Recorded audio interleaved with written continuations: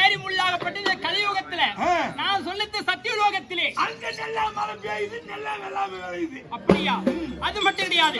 இந்த சத்தியலோகத்திலே இன்னும் என்ன காரணம் தெரியுமா? சட்டி போடாத என்ன புடுங்கிறதுக்கு வருவீங்க? என்னடா சட்டி? சட்டி இல்ல சட்டி இல்ல.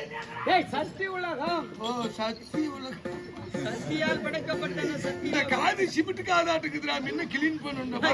சிமெண்ட் காது இல்ல, சவுட் காது. எத்தனை வாங்கி காலையில கொடுத்துறேன். குத்துருமா. ஏய் பட்டன் சூட். அப்படி இருக்கின்ற நேரத்திலே சிவன் ஆலயம், விஷ்ணு ஆலயம், சக்தி ஆலயம் இப்படி சொல்லக்கூடிய 3 ஆலயத்துக்கு காலை மாலை இப்படி முக்காலை பூஜைகளை செய்து வருகிறார்களா? ஐயோ ஆண்டவனே பகவானே, இந்த கோயில் அர்ச்சகர்கள் அதை வந்து தவறாத செய்யறாங்க. கோயில் எல்லாம் சுத்தம் பண்ணிட்டு முதல்ல விநாயகர் பூஜை பண்றாங்க. எவ்வளவு அழகா பண்றாங்க தெரியுமா? எப்படி பண்றாங்க? நேற்று காலையில தான் நான் அந்த வழியா போகும்போது காதல கேட்டேன். சரி. மூசிக வாகன மோகனாஸ்த தாமர கர்ண விளம்பத சாஸ்திர வாமன ரூப மகேஸ்வர புலத்ர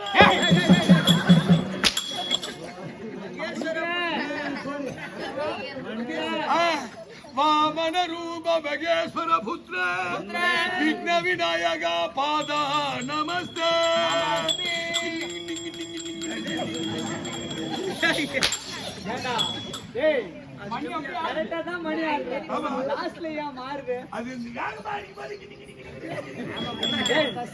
அப்படி 3 வேளையும் ஆண்டவன் என்று சொல்லக்கூடிய தெய்வத்துக்கெல்லாம் பூஜையாகப்பட்டது. தூப தீபங்கள் ஏற்றி வருகிறார்கள். அப்படியா? அப்படி இருந்தாலும் இந்த சத்தியலோகத்திலே கற்புடைய மங்கை எல்லாம் கணவனை கண்கண்ட தெய்வம் என்று நினைக்கிறார்களா இல்லையா? கற்புடைய மங்கர்கள் கணவனை, தன்னுடைய கணவனை கண்டாரோல் விட்டு போய் தன்னுடைய கணவன்மார்களை அதாவது கண் கண்ட தெய்வமா நினைக்கிறார்களா இல்லையா? ஓ சாமி, வெளியே சொல்லாத. அவங்க நடந்துக்கிறத பார்க்கும் போது எனக்கு புண்ணரிக்குது.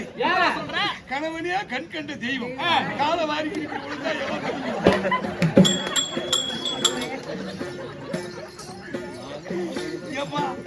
ஊர்ல இருக்கிறவங்க எப்படியோ என்னவோ எனக்கு தெரியாது. ஆனா எங்க வீட்டுக்காரி கணவனுக்கு அந்த பொறுப்பான பொண்டாட்டி ஆகிறான். எப்படி? ஊர்ல விலைவாசி ஏறி போச்சு. பில்டிங் மேல பில்டிங் கட்டலான்னு ஆசையாக்குது. ஆனா பணம் கம்மியாக்குது. என்ன பண்ண முடியும்? எல்லாரும் சீட் போட்டு வீடு கட்டலாம், பில்டிங் போட்டு வீடு கட்டலாம், கூரை வச்சு கூட வீடு கட்டலாம். நம்மளும் ஊருக்குள்ள ஒரு ஊருன்னு பேருக்கணும் அப்படின்னு சொல்லி 10க்கு 10 அளவு வச்சு வீடு கட்டி அதுலயே சிலாப்பு கிலாப்புலாம் வச்சு சமையல் ரூம் அதுலயே வச்சு பெட் ரூம் அதுலயே வச்சு வீட்டுக்காரி அதுலயே வச்சு சம்பாதிக்கிற பணத்தை எல்லாம் அந்த வீட்டுல வச்சு 10க்கு 10 வீடு கட்டுற. அதுல எந்த இடத்துல ஸ்லாப் வைப்ப, எந்த இடத்துல பெட்ரூம், எந்த இடத்துல சமையல் 10க்கு 10 மேல் போர்ஷன்ல வச்சிருந்தோம். எல்லாம் வச்சு பீரோ கட்டில் டிவி பிரிட்ஜ் முதல் கொண்டு எல்லாம் போட்டுக்கிறோம். கட்டில போட்டுக்கிறமே அதுல ஒரு ஆள் பார்த்தா ஒரு ஆள் கீழே போட்டு அப்புறம் 2 பேருக்கு கனெக்ஷன் கட்டில நிமித்தி விட்டுருவோம்.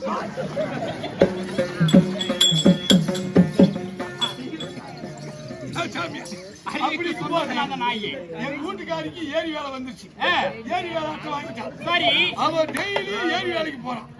யாரு? எங்க வைஃப். எனக்கு வேலை இல்ல.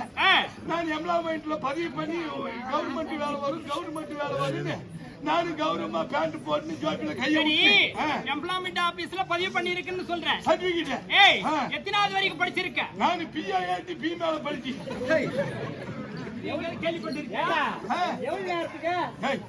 எவ்வளவு நேரத்துக்குல இஎஸ்எல்சி. ஆமா, அந்த காலத்து 8வது படிப்பு. அவங்களுக்கு தான் இப்ப வாத்தியார் வேலை. அதனால அவளை படிச்சு நான் எம்ப்ளாய்மெண்ட் ஆபீஸ்ல பதிவு பண்ணி வச்சேன். சரி. வேலை வரும்னு வெட்டி ஆபீஸ்ல சுத்திக்கிட்டு இருக்கிறேன். புள்ள போய் வேகாத வெயில்ல ஏரி வேலை செஞ்சுட்டு வருது. அவளுக்கு கோபம் வருமா வராது? கண்டிப்பா வரும்டா. அவ வர நேரத்துக்கு ஒண்ணு நான் துணி துவச்சு போட்டுக்கணும், இல்ல தண்ணி எடுத்துன்னு வந்து வச்சுக்கணும், சரி, இல்ல சாப்பாடு பண்ணி வச்சிருக்கணும். அந்த வேலையை செஞ்சுட்டு வந்து இந்த வேலையை அவன் செய்யறானா அவளுக்கு கோபம் வருமா வராதா? வரும். அதனால அவன் கோபத்தை பொறுமையா ஆயிக்கிறான். அதனால அவன் கட்டில் மேல படுத்திருந்தாலும் நான் கீழே படுத்துக்குவேன். ஆஸ்பத்திரியில தலையை வச்சு உள்ள பக்கம் காலை நீட்டி படுத்திருந்தா 6:30 மணி ஆச்சானா பொல பொல பொலன்னு பொழுது வெடியும். பொல பொலன்னு பொல பொலன்னுப்பா. வலிச்சுன்னா ஆமா. பொல பொலன்னு வெடிச்சிடுறாங்கல்ல. சரி. அதான் அப்போ நான் பொல பொலன்னுட்டேன். அப்படியே பொல பொலன்னு வருவான். அப்ப இவ எழுந்து வருவா.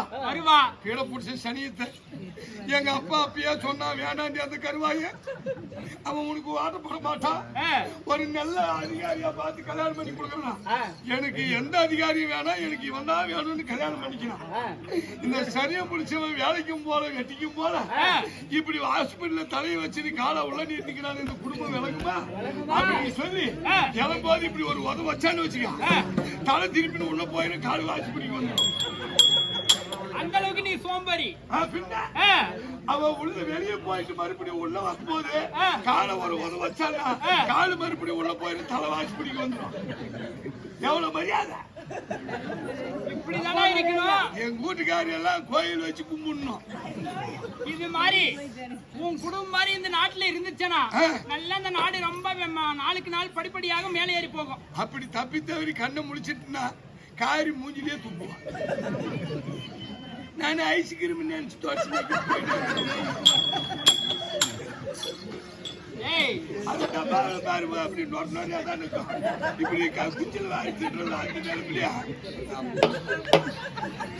அது இந்த கலியுகத்திலே. ஆனா நான் கேட்பது சத்தியலோகத்திலே எப்படி இருக்காங்க? அங்கெல்லாம் ஒத்துமை ஒத்துமையா இருக்கிறாங்களா? கணவனே கண் கண்ட தெய்வம் என்று சொல்லி காலை மாலை 2 வேளையும் கணவனுடைய பாதத்தை வணங்கி பிறகுதான் கடவுள் பாதத்தை வணங்குகிறார்கள். சரி. ஆமா. இந்த சத்தியலோகத்திலே கீரியும் சர்ப்பமும் ஒரு கிண்ணத்தில் பால் உண்கிறதா? ஒத்துமை ஒத்துமையா இருக்கிறார். அப்படியானா இந்த சத்தியலோகத்திலே எந்த ஒரு குறையும் கிடையாது. அதனால இன்று தினத்திலே எனக்கு ஆய் போச்சுடா. ஆய் போச்சா? தம்பி இந்த ஜக்கல தண்ணி வைக்க மகாராஜா ஆய் போயிட்டு எனக்கும் திருமணம் ஆகி போச்சு. அப்படி சொல்லுங்க. எனக்கு ஆகி போச்சுன்னா ஒருவேளை சாப்பாடு வேகாது பேதி ஆகி போச்சு. எனக்கு இன்னைக்கு ஒரே ஆசை. என்ன சப்பாத்திக்கு மாவு பிசுக்கிற மாதிரி. அதனால இன்று தினத்திலே படைக்கும் தொழிலை நிறுத்த வேண்டும். என்னுடைய மனைவி என்று சொல்லக்கூடிய சரஸ்வதி அழைத்து இன்று சத்தியலோகத்திலே உல்லாசமாக இருக்க வேண்டும். அதனால கணவர் பிரம்மதேவன் அழைத்தார் என்று என்னுடைய மனைவி சரஸ்வதி அழைத்து வா பார்க்கலாம். என்ன பேரு? கலைவாணிதான். 64 கலைக்கு சொந்தக்காரி கலைவாணி. யாரு பேரும் சோனியா சோனியா சூத்து கழுவ போனியா பாத்ரூம் எந்த பக்கம் கூறு அடி பாத்ரூம் தண்ணி விட்டா டப்பா விட்டா வீட்டுக்காரிய போய் அழைச்சிட்டு போடானாக்க என்னடா பாட்டு? சோனியால கூப்பிடுறேன்.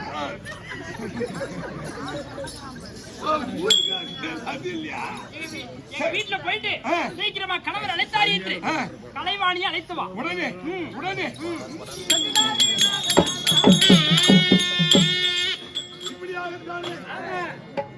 சத்தியலோகத்தை ஆண்டு வரக்கூடிய சண்முகம் அளித்த ஐயனாகிய பிரம்மதேவன் இந்த பாராகிய பிரபஞ்சமான உலகத்தை நான் படைக்கும் தொழிலை மேற்கொண்டிருந்தால் நான் படைக்கும் உயிர்களுக்கெல்லாம் கல்வியை போதிக்கக்கூடியவன் என் மனைவி கலைவாணி.